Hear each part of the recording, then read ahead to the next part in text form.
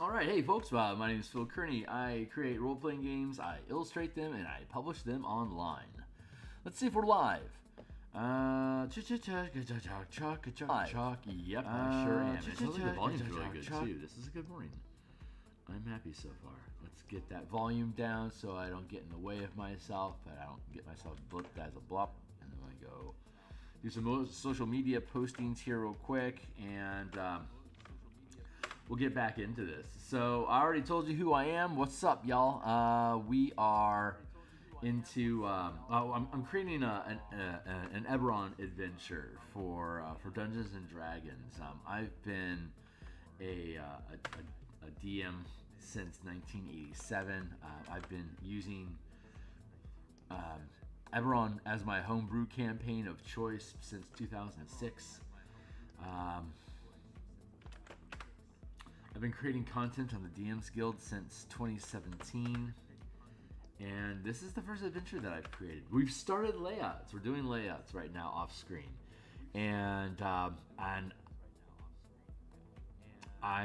think I'm going to be trimming down some of the text in it because it is a pretty sprawling document. Some of it can't be helped, but where it can be helped, I want to trim it down. I'm trying to get things into 1, 2, or 4-page spreads about whatever it is that we're going to be dealing with inside of the adventure. This is about it's for 4 to 5 characters of level 7 and 8 in the continent of Corvair, in the Carnwood Forest, in the continent or in the nation of Carnath, fighting undead and necromancers in the woods. Classic stuff. So this is my ex Twitter account at Phil Kearney. You can follow me here if you're interested in seeing coupons and like look-sees and different art that I've done when I'm streaming, which is like 9 times per week, Monday through Friday in the morning like this. You can like, subscribe, hit the bell icon to get notifications of when I'm live in the future. We made this book cover back around episode 40, and the full playlist is here. We're currently at episode 309. Spelljammer, Combat, and Exploration. We built that book online before this Eberron adventure. The 5-color mana spell point system replaces the 8 schools of magic and spell slots with the 5-color mana and color mana system from Magic the Gathering. Spell Point Warlocks, again, more spell points. Pacts and Patrons of Ravnica, that converts all of the guilds from the Ravnica campaign setting into otherworldly patrons that you become a warlock of as a guild mage. Ability check casting, allow anyone to cast a 9th level spell, but what will happen when you fail. There you go. So that's some of the stuff that we've done, and we'll be continuing building more stuff as we go. We got more Spelljammer stuff on plate. I'll be doing some Spirit Guardian / Gundam / Escaflowne playtesting for Spelljammer in the not too distant future.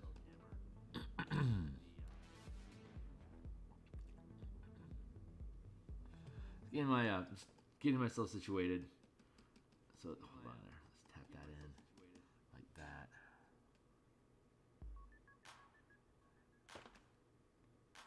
Yeah, it feels pretty good. Okay, cool. Now let's grab. Oh, honey. You can view it.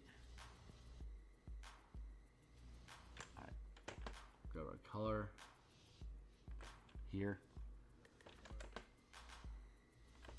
Here.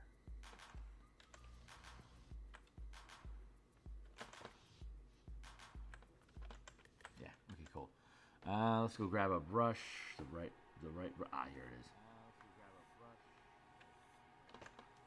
And this is 175. I'm not going to erase any of it, but I am going to drop the opacity down to 75%.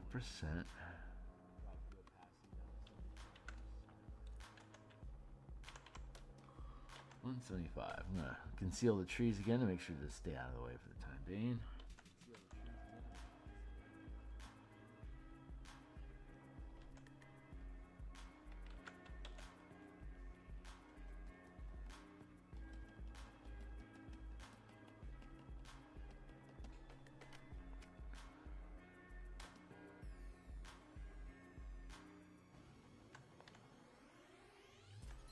Yeah.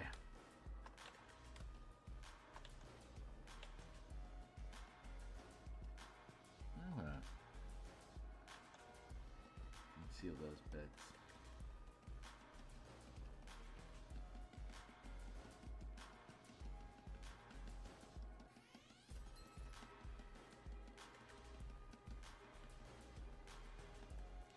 Stipple, stipple, stipple. We're just filling in the space.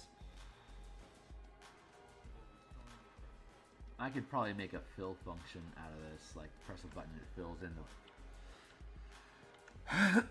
fills everything in, but it doesn't feel quite right.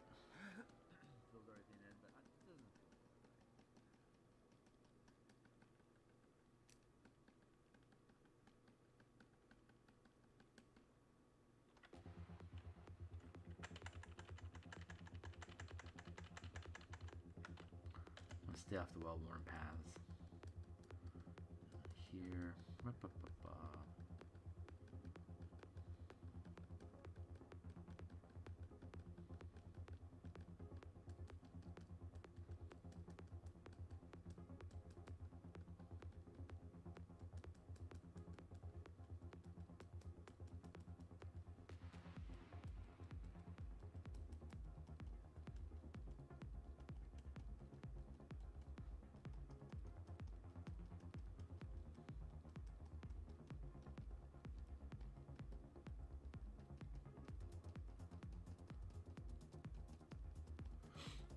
I'll be doing this for a while, and maybe I'll think of something to say. Okay, so here's oops. Sounds like I can still hear myself. Let me get the cackling down to a minimum.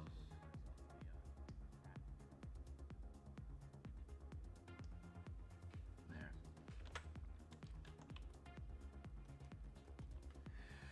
Now I feel slightly inspired. So what's going on in my game right now? In my, I run an Eberron Spelljammer campaign, and Wednesdays is game day for me. So that's why I don't have any afternoon or evening stream because of my own home table. So they're playing a collection of gnomes, dwarves, and warforged in orbit around Eberron, mining asteroids for precious minerals to feed to or hold the dwarven nation and like massive smithy factory society. It's the whole nation of dwarves lives in this one mountain range east of Karnath, and the entire society just pulls ore out of the ground and mines it. So in my campaign, Moorhold has established an orbit by building bases, of course, into asteroids, and provides refinery and smelting services for all of the ore extracted from asteroids that are in orbit in the ring of Sybaris and other asteroids. The way that my campaign is built is that there are asteroids that are being pulled towards the planet of Eberron. Eberron's orbit is pulling asteroids to it, and when they fall to the surface of the planet, it could destroy a city. So they're like, we need to protect our world from asteroids. So what would a medieval fantasy setting do to remove asteroids as a threat from their world? You mine them. You mine them down to small stones so that they burn up in the atmosphere. So that's what your job is. Your actual job is to break up and destroy any asteroids that are en route to the planets. And your reward is any precious materials in the rock is yours.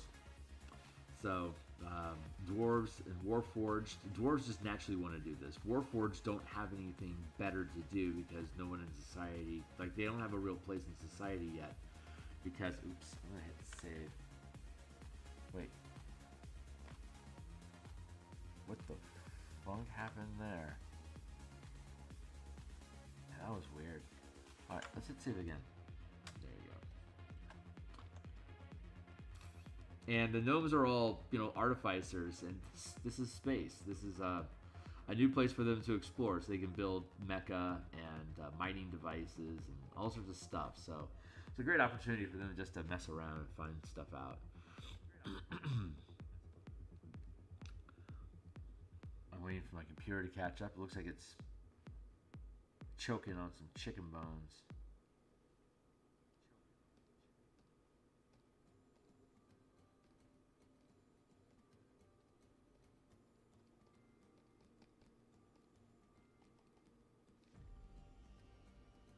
Come on, baby. Oh, you're still saving. No, it's chugging so slow. So they're running this mining asteroid mining operation. I keep track of the percentage of rock destroyed as they're going through to see how often they can mine an asteroid before they run out of before it burns out, basically. Depending on the value of the material is the number of resource points that they get. And the further away from the planet they get, the more valuable the rocks become. Like the higher value ore is out there, because the meta narrative is that if there's platinum versus copper, you're going to get the platinum first, which means that the copper is going to get closer to the planet. Luckily, copper is easier to mine than platinum is. As it scales up in value, it becomes more difficult to mine. Has higher CR monsters that are potentially layering in the asteroid, so it's a higher level scaling issue, that's for sure. The team is only effectively 6th level right now, and they're still in pretty low orbit. They're still getting their legs. They're still building up their guild resources to be able to mine and defend themselves, and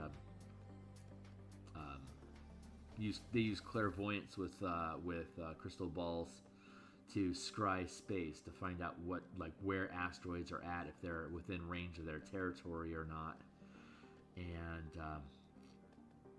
and what threats may be there upon arrival that they need to be concerned about, and that's where the adventure gets created. If the clairvoyants can see that there's asteroids out there, but they can't get eyes exactly on what it is, they need to send somebody to investigate it. If they can see that there's monsters that are occupying the exterior or even interior of the asteroids, you need to send a cleaning crew to get rid of the monsters. If asteroids are drifting in from another guild or nation's territories, they might still be hanging onto it, picking at, it might have gold or electrum or GZ mithril or adamantium in it, and they might not be willing to give it up so soon because of the amount of resources they're going to get from it. And if they could finish it off, they get a see. What it was is there's 10 types of minerals that can be extracted from the asteroids, and they go up in bands of 2. The difficulties increases on a scale of 1 to 10, but the value of the rocks is it scales up from 0 resources for just carbon, just rock, no ore left. 1, and then that has 0. But anything else is like copper and silver is worth 1 resource. Gold, electrum and gold is worth 2. Mithril and Biashk is worth 3, like that. And so they get more territories to mine more rock in each territory, and as they gain more resources from mining rocks, they convert those resources into more mining crews or purchasing the deed to work an additional territory. So it's a 4X style expansion game where they're building the power and capabilities of their guild, and the more resources they invest into arcane research, they can, when they discover oddities and treasures and artifacts among the asteroids that they're searching or spelunking or combating.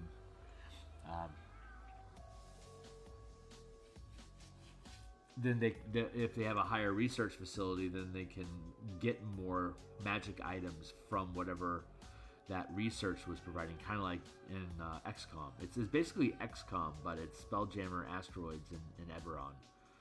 So pretty fun. I could pretty easily convert that into. Well, I am running it as a separate game system, where I'm currently playtesting my own game, and it's super light and fun, and like quick and easy, almost like a party game level of difficulty. Very, very simple game, but it's proving to be a lot of fun. So right now, their territories border Droam, which is a horrible place to be. And recently, a massive flight, not a fleet, but a flight of gargoyles decided to roost in their territory. And the miners that the team's guild miners refused to go mine rock in a territory that's full of gargoyles because they're hostile. There's no assurance of safety, so they're like, yeah, you got to clear those gargoyles out of here before we can get back to work. So if they can't get rid of the gargoyles quickly, the asteroids will drift out of their territory, and they wouldn't have. They'll basically wasted a months of work of basically being forced to they're basically laid off now until they can get them cleared out. So they came from Droam, and so the team decides to go to the Droam embassy and ask, why are there, what are you going to do about these gargoyles that are squatting in our territory? And and when after they got waylaid and delayed by the Droam ambassadors, they were held up for. You gain resources every 10 days, so it's a 10-day cycle, and the embassy, the Droam embassy, couldn't provide an answer to them for 3 days. Now they're waiting for an answer from Droam,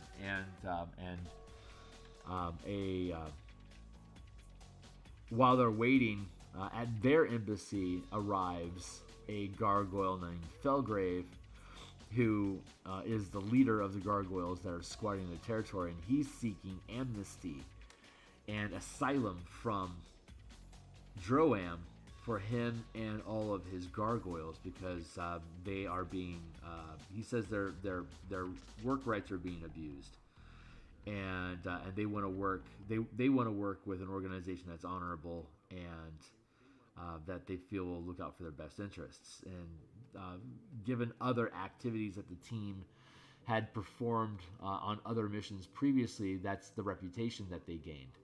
So they're benefiting from it by having new opportunities arise. But they're like, dude, these guys are both military, so they know military and protection protocols of Droam and are largely in charge of enacting those plans. And the gargoyles are also the major mining force. So they're basically military conscripts and physical labor, and they feel like they don't have an equal seat at the table in the decision-making that's happening inside of the Droam guilds. So they decided to leave. And the team is terrified that if they decide to take these gargoyles in, that basically the nation of Droam will mobilize against them and destroy their guild. So they're turning him down. That's my 20-minute marker. I've got an hour. I should have an hour left. Yeah, I have an hour left today, so we're doing great. So in today's adventure, they are it was 3 days, right? And Droam ignored them, and now that Felgrave is at their embassy, Droam is insisting on a conversation immediately. So the guild's like, shit. So they open their yap, and now they're realizing they're stepping in some shit. In the future, they may decide to just knuckle under and accept if a military force is squatting in their territory if they aren't mining it. until they get strong enough to be able to push back and demand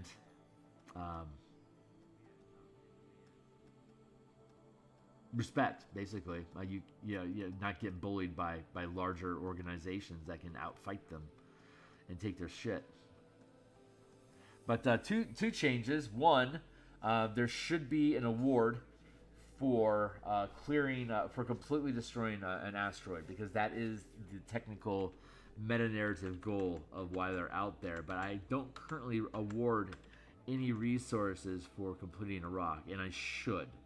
So whichever, I think it's whichever orbit. There's 5 bands of orbit. Furthest out is 5, then 4, 3, 2, and then 1 is the closest. And it's most likely that you'll have low value. It's highly likely that you'll have low value rocks at the nearest orbit. But the challenge of breaking up the rocks is the lowest. And whatever your die roll result is, like you roll a 20-sided, it's an ability check. You roll a 20-sided die, you have proficiency bonus, you have an ability bonus, and what's your result? That's and if you hit the target, like copper has a DC of 10, it's almost impossible to miss it. So but it's only worth 1 resource because it's almost impossible to fail at mining copper. So if you break up the rock and it goes away, you get basically like when you generate an asteroid, you roll a percentile die to see, like there's a variable, but basically you determine what percent of the rock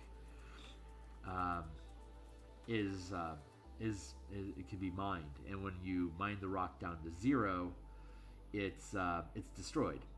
So like if you roll a 75%, then on your D20 plus modifiers, if you take it from like 75% down to 0, then you've completely destroyed that rock. And so as the rock gets to closer orbits, it has lower and lower percentages. Like rocks in the 5th band can have 100% of rock present, but it has 5 bands. All it has to do is be chipped away 20% per band, and it's gone by the time it gets to the planet. So mission resolved. But there's currently no bonuses for destroying a rock. And the closer it gets to the planet, the lower value it is, but the more important it is for it to be destroyed. So I'm thinking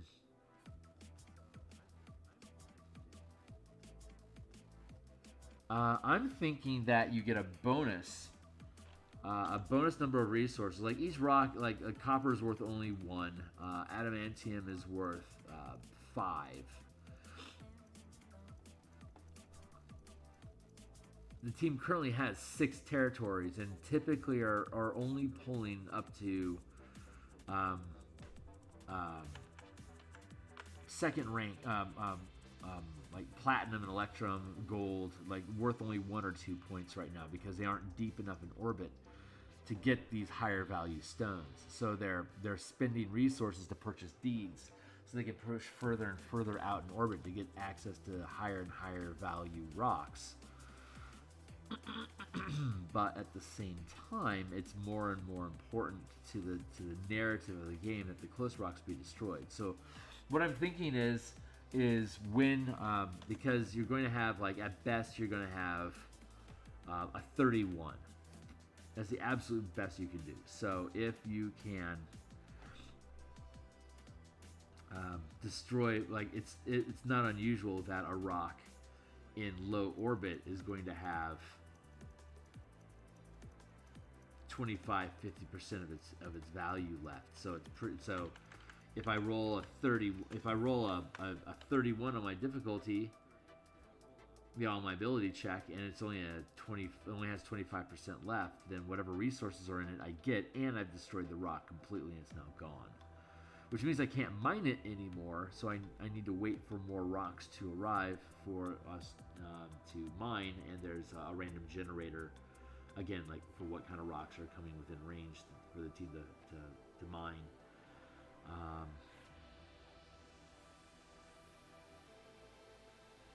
Say mine one more time, asshole.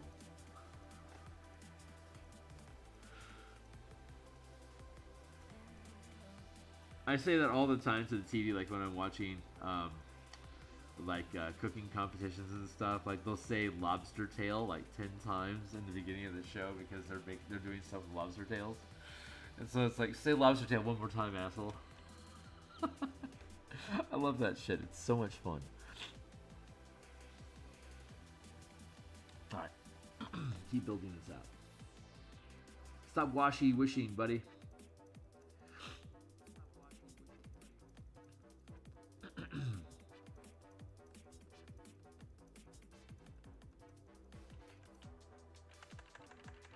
I don't like it bunching up like that. I think you need to zoom in a touch. There we go. That'll help it bunching.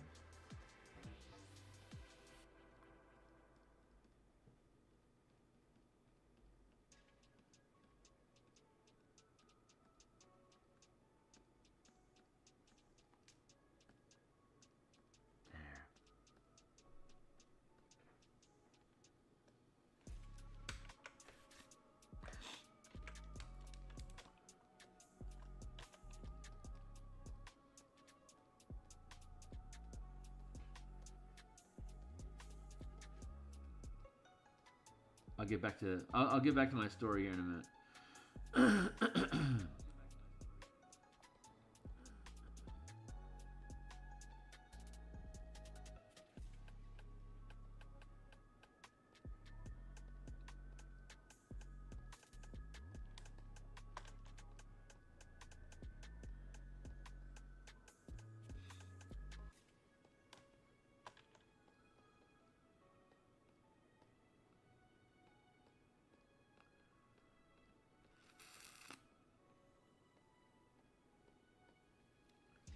Maybe I'm thinking. So I'm thinking they need a bonus for destroying a rock, and there's two ways I could go. I could go with whatever their rank is, and like their commerce and their commerce rank is currently 2. They have rank 1 loyalty, and these are different factors. Loyalty doesn't do a lot right now. We don't have. You can either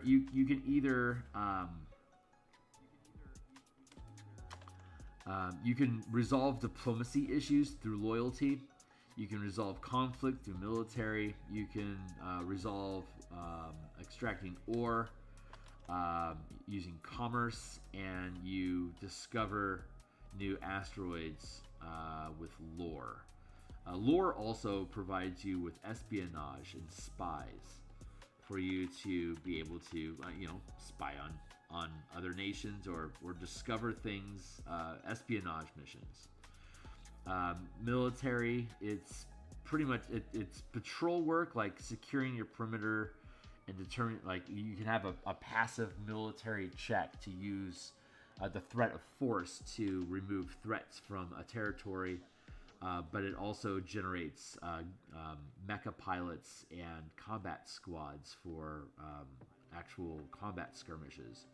Like before this adventure, the last adventure, the team was flying fighter craft, fighting space squids that were migrating into territory along some rocks that they were eyeing for mining. So they had to get rid of the squids before the miners would go in and extract the rocks. So the team sent fighter pilots out to attack the squids, and yay, they defeated the squids. So the miners went back to work, and they got their resources for that 10-day block. Each adventure takes place within a 10-day block.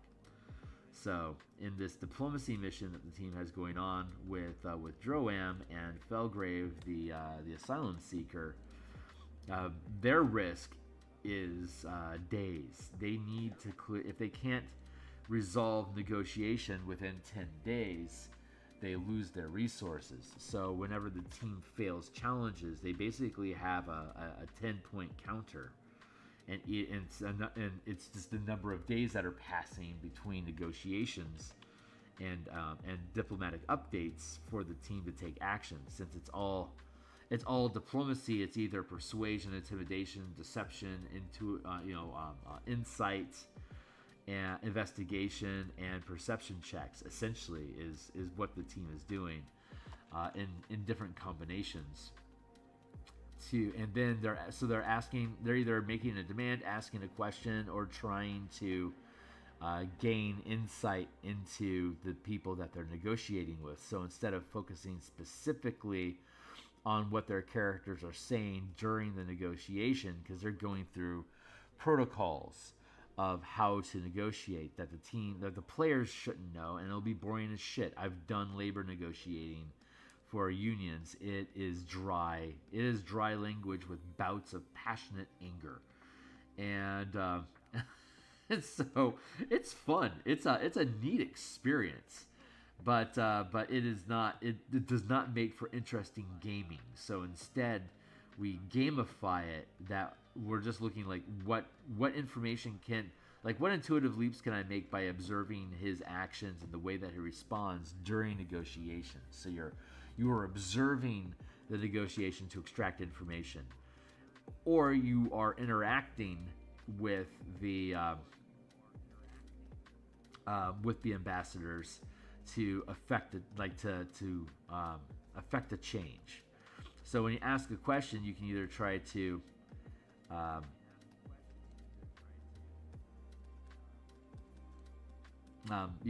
to affect their behavior, which is reduce the amount of time it takes to get the guard, because the goal is to get the gargoyles out before the clock runs out. So when the team has successes, they reduce the number of days it's going to take to get the gargoyles gone. When they fail, it adds time. They've already lost 3 days, so they have basically 7 days left, or they can if they can win basically 7 from an ability check. It's more complicated. It's more involved in narrative than this, but essentially, if they can win 7 victories in their ability checks before they fail 7, they'll be able to get the days. Every time they fail over, they gain days. So at some point, their successes are going to run out because they'll have accumulated too many failures along the way. And every time they accumulate a failure as a group, they will. We advance the narrative of here's what's happening now. What do you want to do about it? So basically, each round is an opportunity to keep the negotiations going immediately, or they lose days. And as they have new challenges, while they maintain the same day, they get new challenges and new information that's provided to increase the difficulty. And after they register a number of successes, they get through that specific challenge. So it's like a 5-room dungeon. You've got 5 challenges to get through, and they're currently working on their 3rd challenge. So they'll have to they'll need to score 6 points of victory to be able to advance on to the 4th rank, to get to a higher to get to the higher level, like the boss fight, as it were. So they did the intro to find out what's going on, and basically got waylaid. And then, while they were waylaid, they were approached by Felgrave. That's the 2nd challenge of dealing with Felgrave. Do we want to help him or not? It was basically a morality and ethics challenge that didn't have a right or wrong answer, but it's a trick. It's a puzzle. That's basically, Felgrave is their puzzle. So in a 5-room dungeon, you have a guardian, a trap, a puzzle, a boss fight, and treasure. So those are basically the 5 rooms of a 5-room dungeon, and those are themes, right? So whatever room the team goes into, the theme of it's going to align with one of those. So since this is the diplomacy dungeon idea that I had streamed about, I want to say it was like 2 or 3 weeks ago.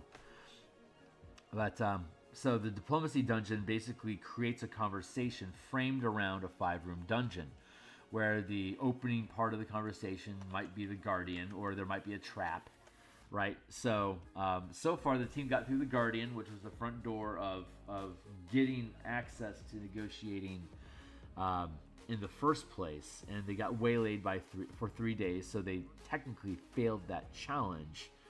And so the penalty for failing that room challenge is you lose days, and so then they got approached by Felgrave, which was the next room of the dungeon, and that was the puzzle room. So their puzzle is, do we want to take Felgrave in with all of his military mining gargoyles and potentially make an enemy out of Droam for stealing their military, or do we want to turn them away? Or now Droam is approaching and they're entering. They decided that they need to turn him away. They can't afford to protect him, but they can guide him to they respect where he's coming from. They wish him well. They just can't take the heat. So they're offering suggestions on how Felgrave and his gargoyles can extract themselves from the region while opening up their own territory again for them to be able to resume mining. So they can't. You don't have to go home, but you can't stay here. Is like the maximum that we're using here, max M. And so when they make that decision, that triggers the next room, and that is the trap. And so they've just now entered the trap room, which is new negotiations with Droam. And what they don't know yet is that Droam is going to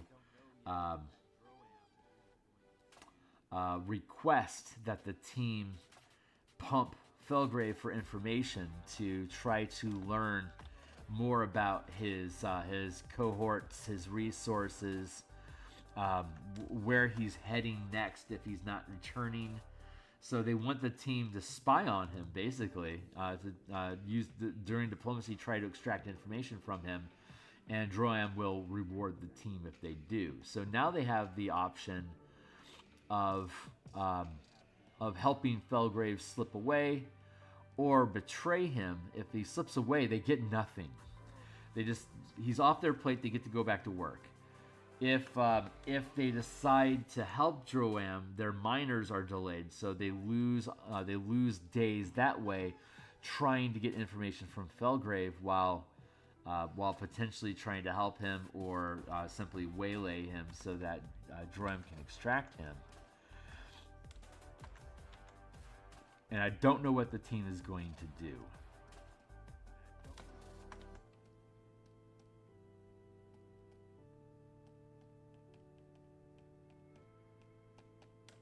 So the treasure that's in this dungeon is resources.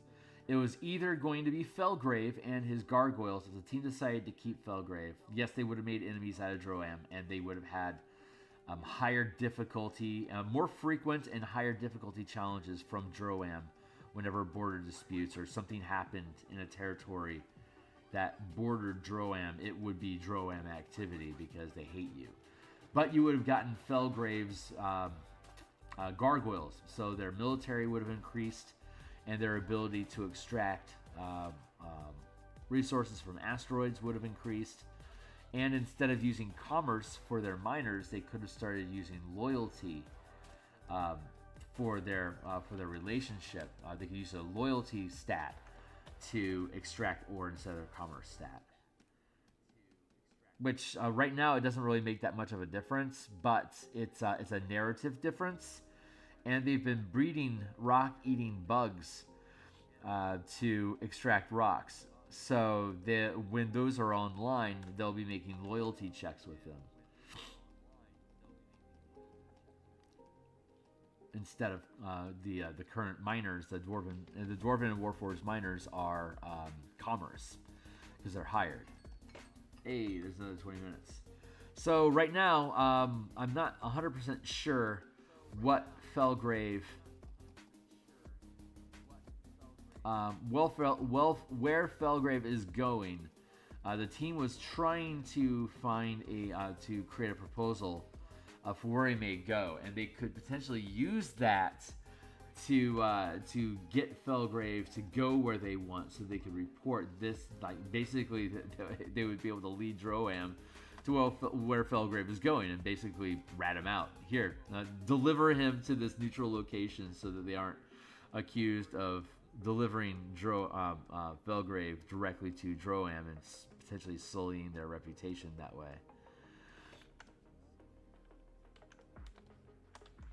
Interesting, though. I'm going to be interested to see how that goes. And so once this, I guess that's technically the boss. The Droam is the boss fight where they're offering them a bribe, and the boss protects the treasure, which is going to be however many resources Droam is willing to offer in exchange for Felgrave or information. And Felgrave was going to provide either he has 4 resources to provide, basically, which is enough to get their loyalty from first rank to second rank, or to get 4 out of 9 points to gain third rank for their military. So he was valuable. So for them to be able to gain value in betraying Felgrave, they turned him down for 4 resources. Now, and they need him out so they can get their own resources. But if Droam wants to delay further mining operations, they're going to have to offer resources themselves. There's a total potential of 6 resources on the rock that they're at right now.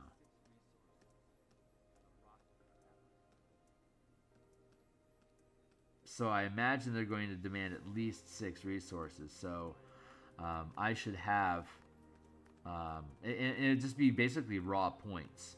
Like Felgrave specifically had to put those points into either loyalty or military.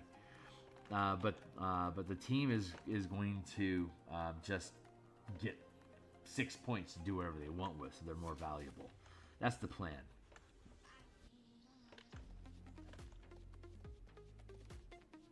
That's my plan. That's what I'm going to offer. And they could counter-offer. They might demand more. And so we'll establish how many points do they want and how much information they're going to get from it. So I really need to... it's persons, places, and things.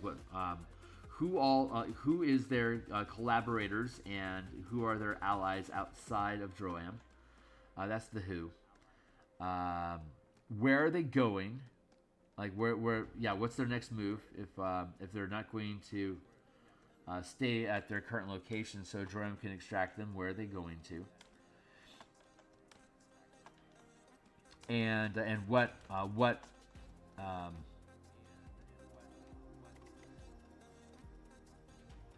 what do they know? So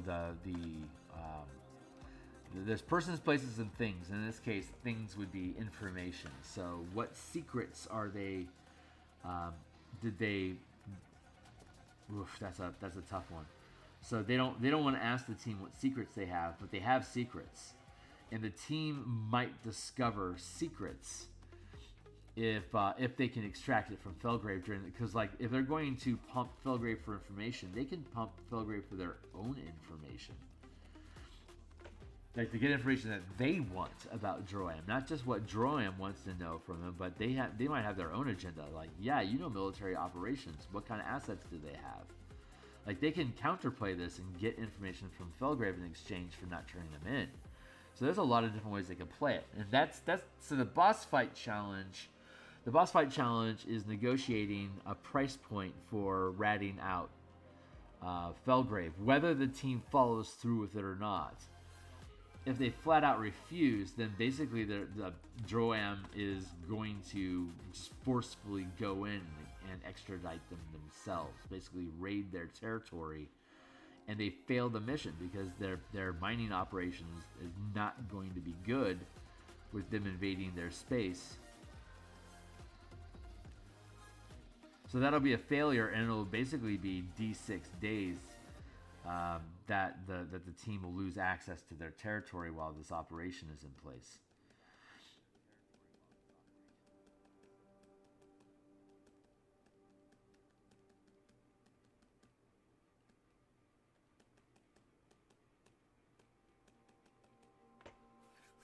But that's only D6 days, so that's not outrageous. Oh, but it could be a higher rank. It could be D8 days. It'll be, yeah, I'm going to make it D8 days. If they just flat out say, no worries, we're just going to stay out of the way, you go ahead and do it. Like, if they decide to piss off, I should be saying, if they turn Droam down, refuse to help, they'll have basically, it'll take D8 days before they get their territory back, and that might be too late. And Droam will go in, and they will extract Felgrave, and the opportunity will be over, and they'll get their territories back. But it might be at the end of the 10-day block, so they might just lose the resources anyway.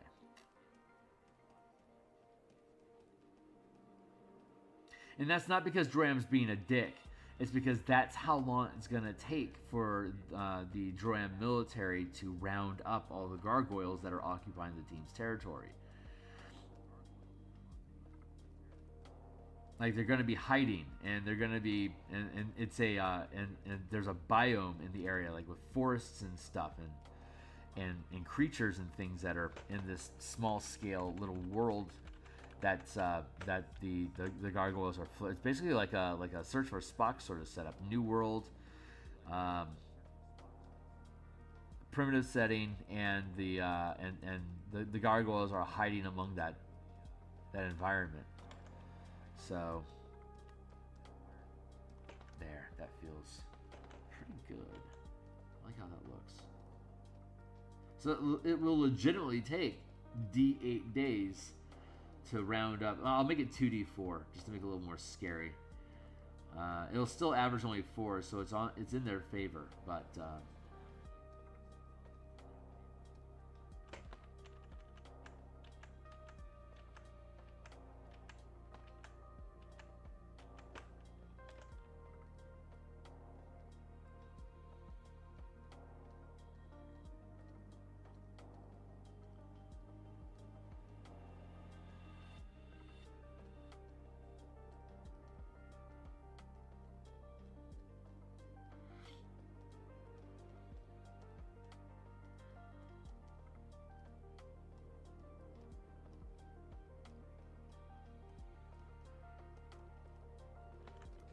I think that sits pretty nicely. So let's add that in, add that in.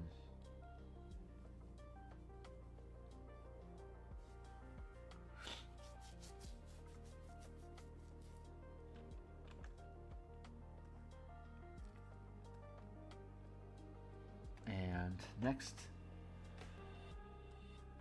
layer.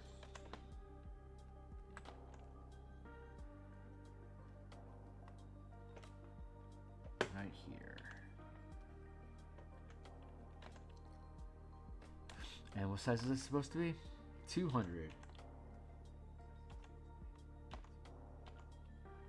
There.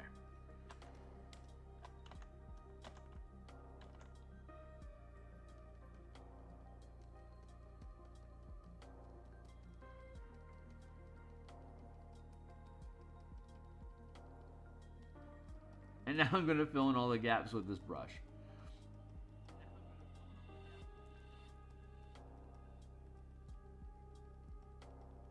A little psychotic, but this is how we're doing.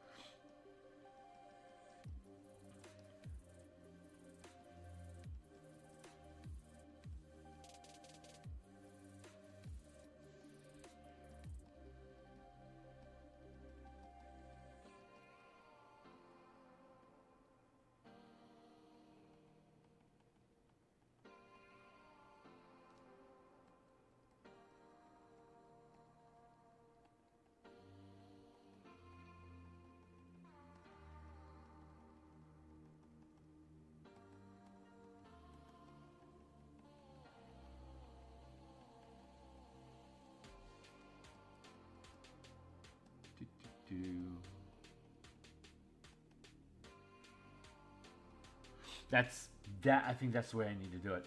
Okay, so while the team is attempting observations and interactions, say with Felgrave, let's say they're trying to extract who their who his contact is at the embassy, for instance. And I know who that is, but the team will have to find out. And so they each take their turn, and if they succeed, they make progress, and they need, for each piece of intel that they want, they'll need 5 successes.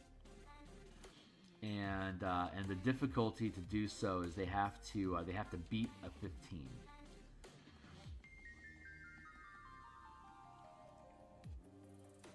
And the die rolls that they have are basically a d20, at best +5, and occasionally they can roll an extra d4.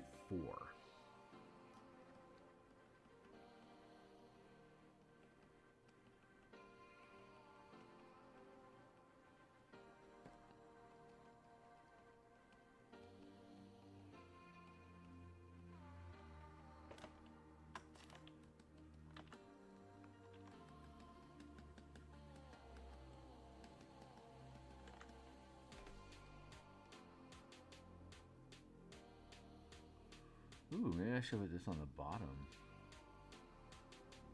I like that. Let's do that.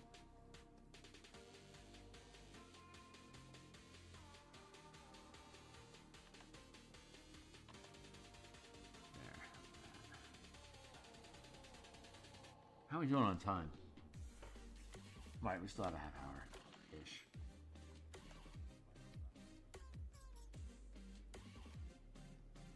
"27 minutes left, according to my timer." So I'll finish this today, whether this morning here or on off stream tonight. But we'll have this terrain finished. And so when we come back tomorrow morning, we'll start.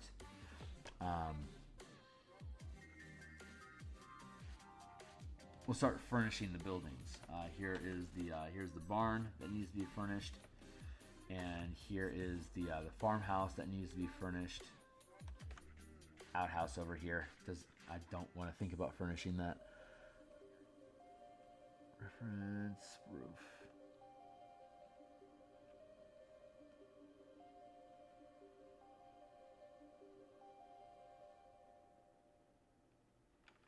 I'm going to hit save real quick.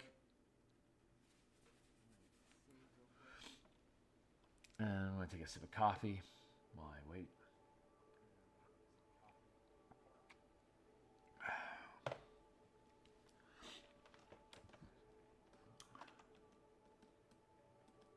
All right, let's get back to it.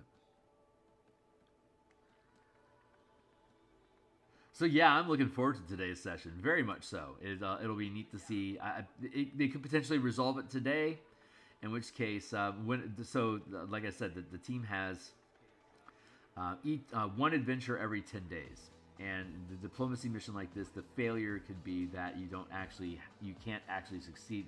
The mission isn't necessarily over. You could abandon negotiations at the end of the 10-day if you want, but if you haven't actually succeeded in the negotiations, you lose the associated resources for that block. So there is risk that they are facing right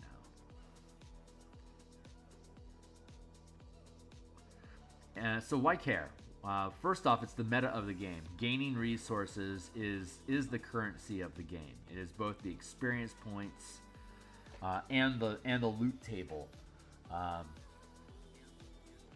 for the game. It's not there. We're not using. We could use this frame of the style of game, this narrative of campaign for Pathfinder, Starfinder, Mutants and Master. Basically, any role playing you can think of, you can use this structure of game, like how to express your campaign.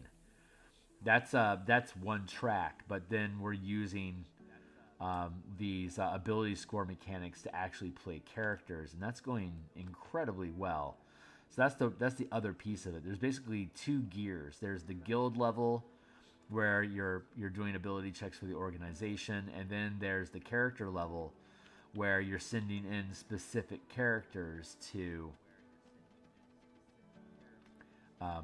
troubleshoot a problem or pursue a goal, like have an adventure, right? You're sending in characters specifically, and so every 10 days a new batch of problems crop up, and the players can only resolve one of them. So they have to choose which complication they want to resolve, or if there's no complications, opportunities arise. And so I'm going to start integrating opportunity. Like if there's, so far they've had a complication every cycle. There's never been a day that they have not had a complication. But there will come a time when they don't have, when they are able to keep all their shit in gear without having any complications. At which point they're going to need to have opportunities to pursue something, or we just cycle through days, through seasons until a complication arises. And in that sense, you could span multiple years, because it could be a number of rolls before you roll poorly enough that a complication occurs once you get really high ranked. So that could represent, 2 years go by, it's been a peaceful kingdom, suddenly the orcs attack. That kind of, like in a medieval fantasy narrative, that makes a lot of sense. That, or it could be. There's also the other side of it. A challenge is guaranteed to happen. Now it's just a matter of how many cycles before it crops up. At first rank, it'd be a D4. At second, it's D6, D8, D10. Fifth rank is the top rank at D12. So if you're scaling up dice, it would be how many days, how many cycles is it before we have a new complication? That's a viable way of approaching it as well. I hadn't really considered until this very instant. I love this stuff. We're building the game here, folks. We're building the game. Once I'm confident with the system, I will be playtesting it.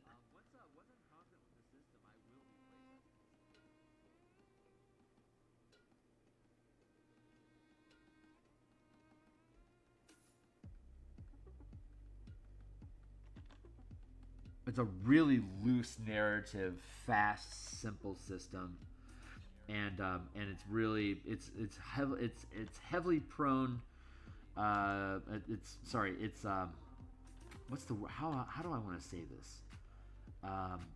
It thrives in a team that likes to improvise.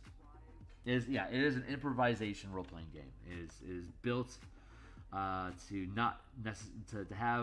know the beats of the story, but not to know the steps of the dance.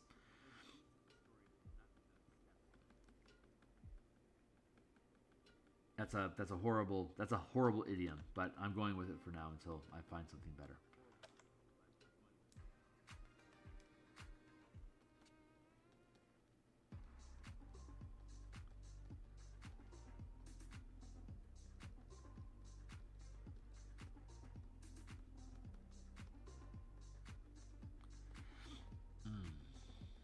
So we've started the layout process for this adventure, and I think there's I'm looking for consistency, like how much space, like each background, like each optional plot hook, basically requires 4 pages, and it's 1 page for the setup, and then objectives and rewards. I think that all occupies 1 page. And then there's variant encounters and variant and optional starting points and encounters, and those take up 3 pages. The starting point, I think, takes up a page, and the optional encounters, I think, take 2 pages. So I need to, the challenge that I'm going to face in layouts as the writer is to have a consistent size for, since there's like there's 5 alternate plot hooks. That's 20 pages.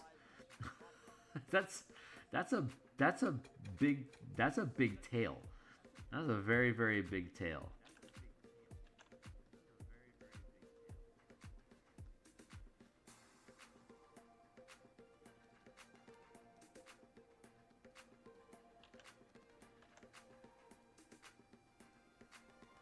And there's 3 acts to this to the adventure, and each act has puzzles and tricks and traps and encounters and random encounters and set encounters. There's random. There are.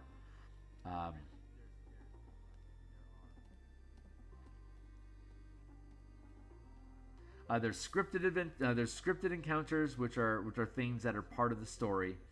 That the characters are going to encounter. That is, if they go to a certain location, they're going to have this encounter. There's optional encounters, which are things that they're like random encounter. They're structured random encounters that can occur between different scripted locations. It's like if you want to add more content on the way from A to B, you can add X.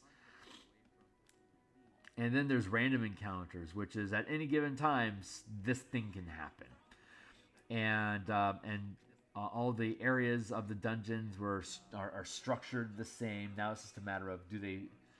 Some will occupy more space than others, so I need to build a template basically for how the information about each section sits. Like the optional encounters in Act 2. All the optional encounters in each of the acts need to be structured the same, so there's a consistency in language, and I don't want one being 1.5 pages while another is only 1 page while another is 2 pages. That's too much sprawl. So I want to have optional encounters like fit one optional encounter per page, like they're little 1-page encounters then, right? And I would have like 15 1-page encounters for the characters to be able to have. So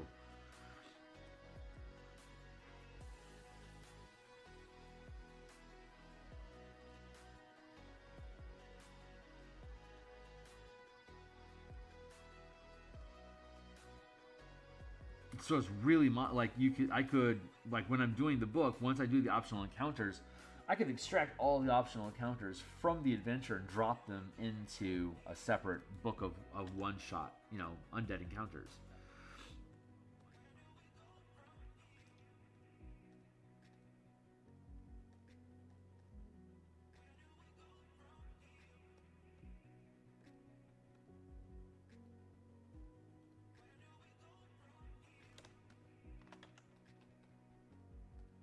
And I very well may get around to doing that because when I build toolkits or variant rule systems, I tend to build them with the intent of doing more stuff with it. Like I've got 3 different books that are for Spelljammer that are being slow cooked: mecha, subclasses, and alternate optional encounters for Light as Araxis.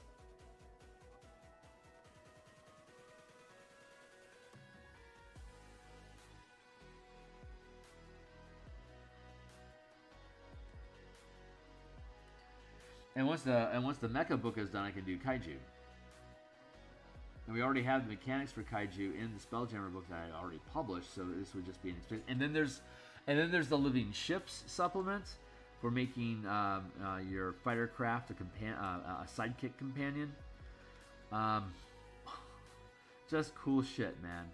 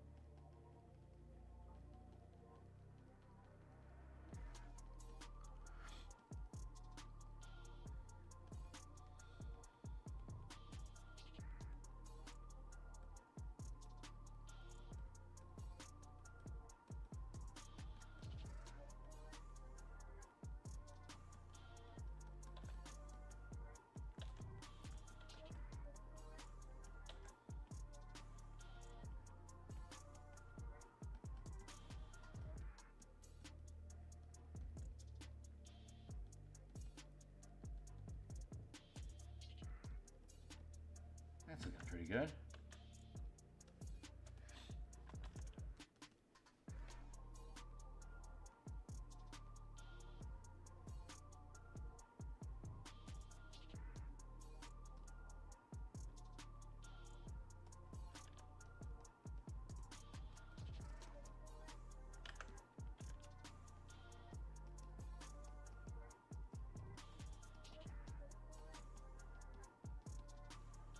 I'll make sure it's not too dark.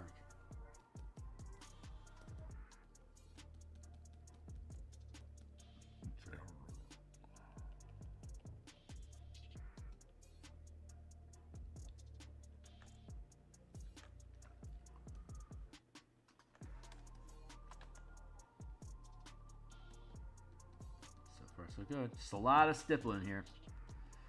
But yeah, that's game today. I am very much looking forward to that. See how they decide to resolve the gargoyle situation. Escalating hostilities with Droam should make the campaign a little bit more spicy for a while until they figure it out. Having a lot of fun. It's a cool game. I am yeah. So what were we thinking about? We're talking about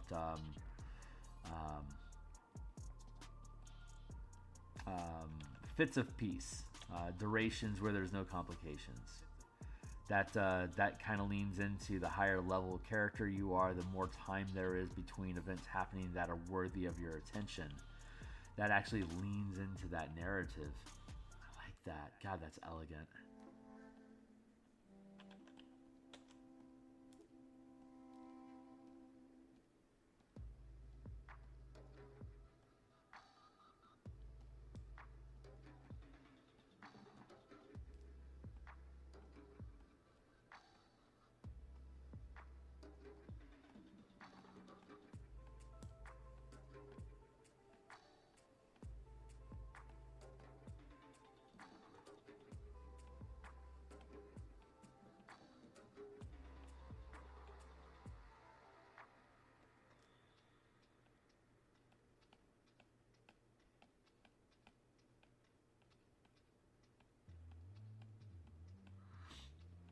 Ooh.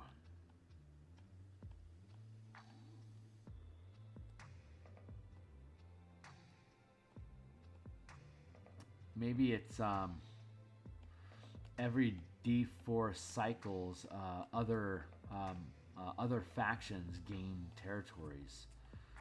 That might not be a bad idea. So when the team gets to second rank, it would be every D6 territories change.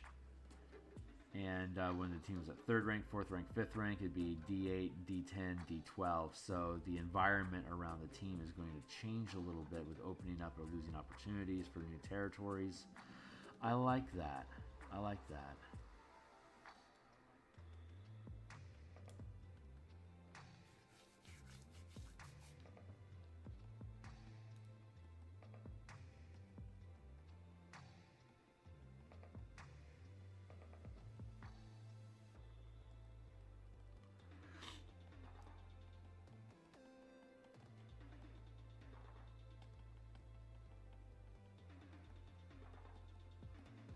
Because they're on their fourth cycle currently, which means that if they had a D4, it'd be on a 4.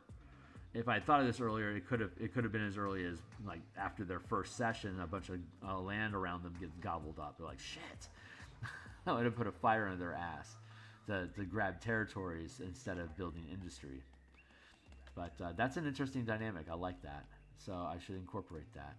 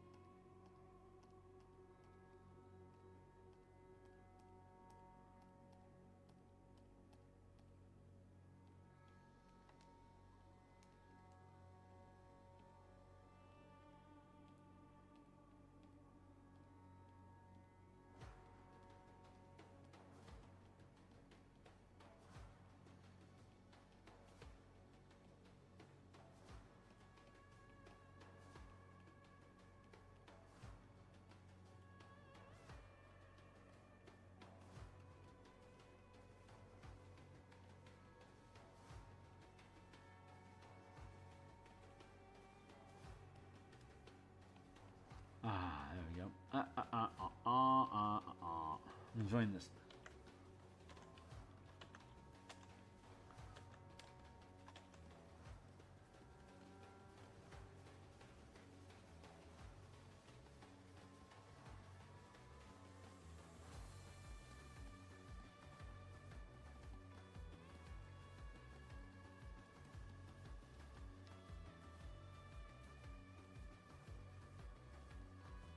This might be unnecessarily complicated. I don't know, but I'm enjoying the process of filling in these gaps and thinking about how nature encroaches upon itself and fills spaces up and makes use of every opportunity around it to express life in a new way. It's like nature has like this overwhelming drive to express prosperity and growth and richness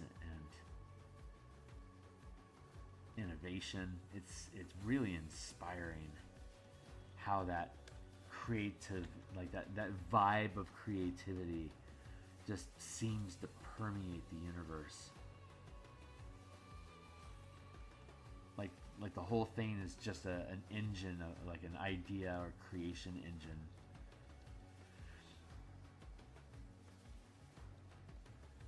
Where ideas and expression of things just naturally permutate or evolve, as it were.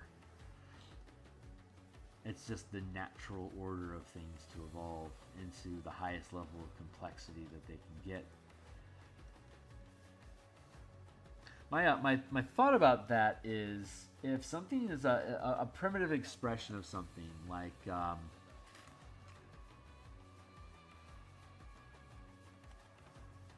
a single cell organism, for example, it doesn't really express a lot. It's got its survival thing going on, but even its concept of awareness, or even the ability to conceive of something as a concept, it seems to be null, but yet it has this drive to be, to prosper and be alive.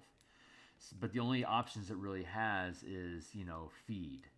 So it doesn't really occupy a lot of space, like a lot of creative space. It doesn't have much of a footprint. But as we evolve, as we look at higher and more complex organisms, and we get to people, or potentially like cetaceans, we're seeing the expression of play, and like dolphins creating air bubbles, like little air rings, just because they think they're fun. Like, there's no reason for a dolphin to do that other than, this is a neat thing that I can do, and it decides to do it. And it decides to do it while you're watching, which means somewhere inside of its brain it's saying, hey, wait, watch this. And then it does it like a little kid. It's like, look what I can do. Dolphins seem to be like that, which means that dolphins are potentially like kids, which is crazy interesting. But my thought about nature, just naturally creating more complex systems. It's like a fractal that, as you zoom in on the fractal, it creates the same pattern over and over again. But the more you zoom in, the more you see that those empty spaces are actually occupied by more of the same information, the same patterning. It's just you can't see it at this larger scale. I wonder if organisms or complexity is the same way, that it's the more cells that are operating together as a higher life form than like single cell life forms are, the more complex the ideas that can be expressed, because you have more of these cells working in unison together towards a grander vision of taking a sip of water. That's an infinitely more complicated task than an amoeba absorbing a piece of whatever it is that amoebas eat.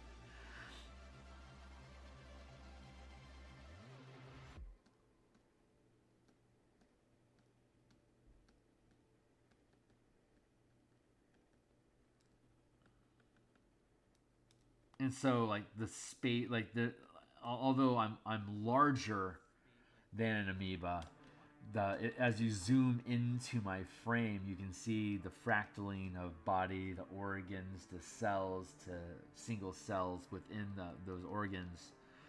It has that same sort of fractal scaling effect, where a higher life form is just expressing survival and thriving and prosperity and growth, but just in more dimensions. I'm thinking about art. I'm thinking about social relationships, parasocial relationships, online presence, how I interact with my coworkers. There's many more dimensions of interaction that we as humans have than what a single cell life form can have with each other, or what a dog can have with another dog.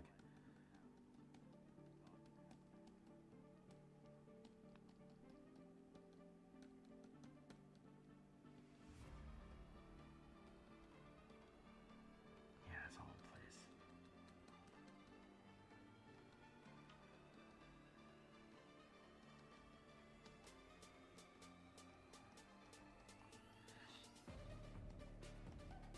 So I think all that's really interesting.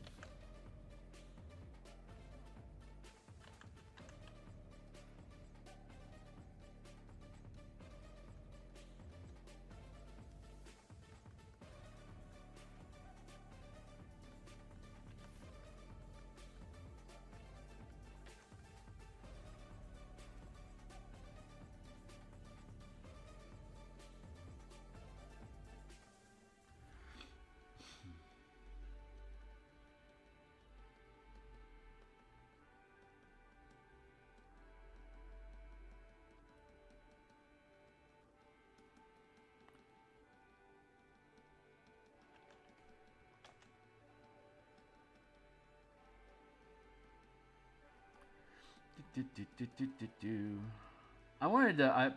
Normally I stream on Tuesday lunchtime, but unfortunately my day yesterday was so packed full of coworker chaos that I did not have the opportunity to actually be online. Now I am sad that I lost that day, but I should be. Everything should be fine. Back on Friday. I'll be back Thursday night. That's tomorrow. Yeah, tomorrow night, Friday lunch, and Saturday morning. So we have 1, 2, 3, 4. We have 5 more. We have 5 more streaming sessions this week, and I think Friday night I'm going to go back to Eberron, or go back to Spelljammer stuff, and possibly work on the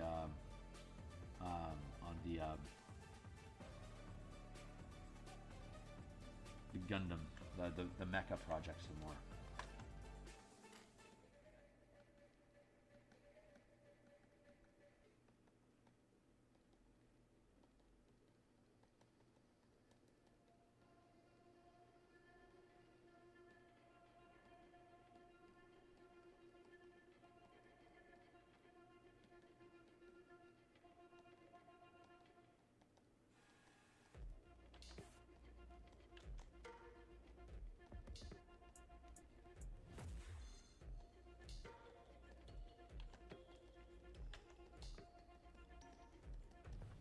Almost there. All right, I gotta stop. Hit save. Back off. Yeah, we're looking pretty good here.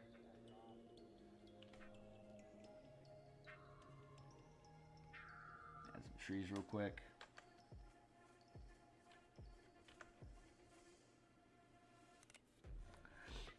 And bring our cornfield back in.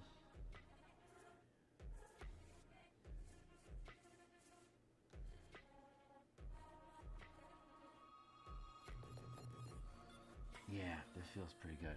All right, I'm going to hit save one more time, and then we'll be done. I'll be back tomorrow morning. We're going to start furnishing the interiors. I'm going to do some cleanup on this tonight. I'm going to be doing some more layouts work tonight, starting to standardize all of the different components, and I'll share that with you when it's at a place where it's worthy of being shared. So stay tuned, guys. I'll be around. La-di-da. Laters.